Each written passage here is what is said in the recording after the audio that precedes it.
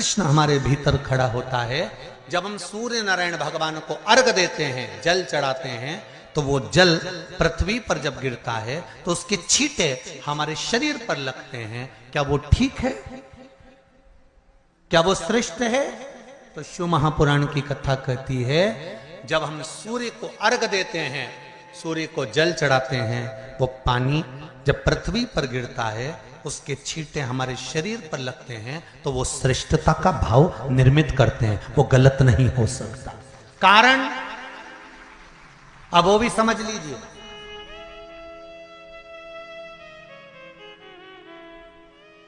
अब सूर्य नारायण भगवान को आप जल चढ़ा रहे हो तो छींटे नहीं लगे, उसके लिए क्या स्टूल पे चढ़ के चढ़ाओगे कि कुर्सी पे चढ़ के चढ़ाओगे? अरे बोलो तो सही। अब कई लोगों के दिमाग में यह बात भरा गई कि हम भगवान को जल चढ़ाते हैं, वो हमारे शरीर में छींटे लगते हैं, जमीन पे से पानी गिरता है, वो हमारे शरीर को छींटे लगते हैं, भगवान को अच्छा नहीं लगता होगा। कौन ने कहा? पहले तो उसको पकड़ के ला।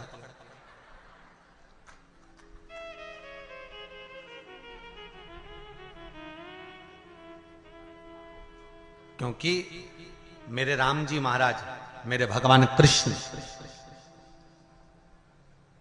बड़े बड़े संत, साधु, सन्यासी, तपस्वी, साधक, उपासक जितने भी हुए, जिन्होंने सूर्य की आराधना करी, इन्होंने टेबल पे चढ़कर या कुर्सी पे चढ़कर जल नहीं चढ़ाया। इन्होंने पृथ्वी पर खड़े होकर ही, क्योंकि पृथ्वी तत्व के देव हैं शिव।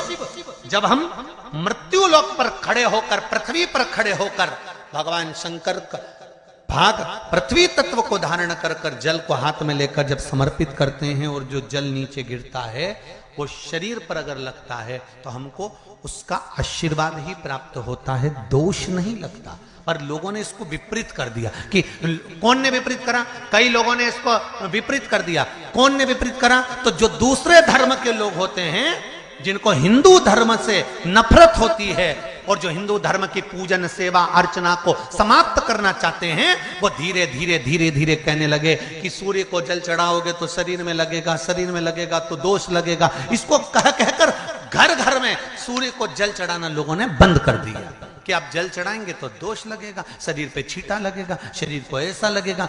ये दोष नहीं है। कितनी सुंदर बात है महाराज। सूर्य नारायण भगवान को जब जल चढ़ाया जाता है, हाथ सिर से 8 इंच की दूरी पर होना चाहिए। जम के बोलिए, सिर से कितना ऊंचा होना चाहिए? 8 इंच ऊपर अपना हाथ होना चाहिए मस्तक से सूर्य को जल चढ़ाते समय। और ना चांदी का, ना स्टील का, ना लोहे का, ना प्लास्टिक का, ना कांच का, ना सोने का कोई बर्तन, ना कांसे का, ना एल्युमिनियम का, ना पीतल का, केवल एक पात्र होना चाहिए, वो है तांबे का। काय का पात्र होना चाहिए? तांबे का पात्र। और सूर्य नारायण भगवान को जब 8 इंच ऊपर तुम्हारा हस्त है, और जब हम सूर्य को जल चढ़ा रहे हैं, कैसे जल चढ़ाना है वो भी समझ लीजिए।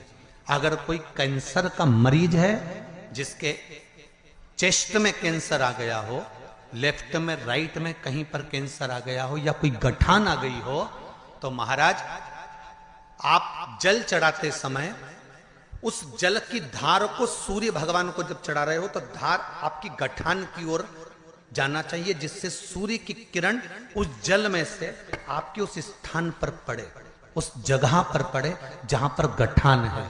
महाराज आप लगातार जल तो चढ़ाना चालू करो, अच्छे अच्छे डॉक्टर फेल हो जाएंगे और कह देंगे गठन ठीक हो गई।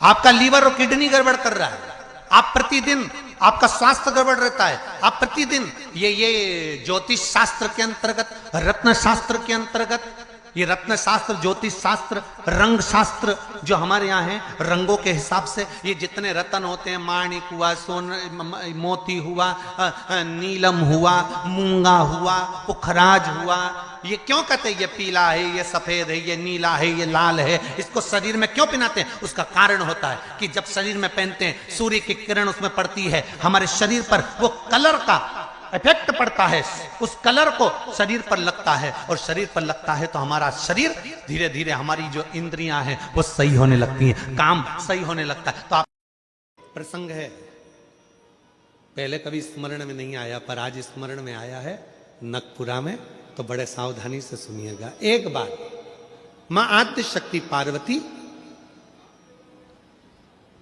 अपनी सखी गजमुखी के पास गई।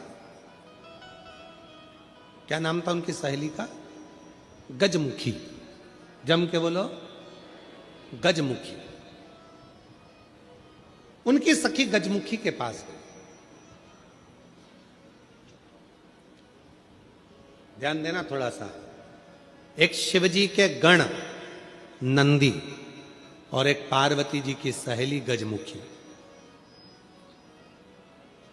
कहते हैं शंकर भगवान के गण नंदी इतने सुंदर थे, इतने सुंदर थे कि उनको देखकर अप्सराएं भी उनकी ओर आसक्त हो जाती थी, इतने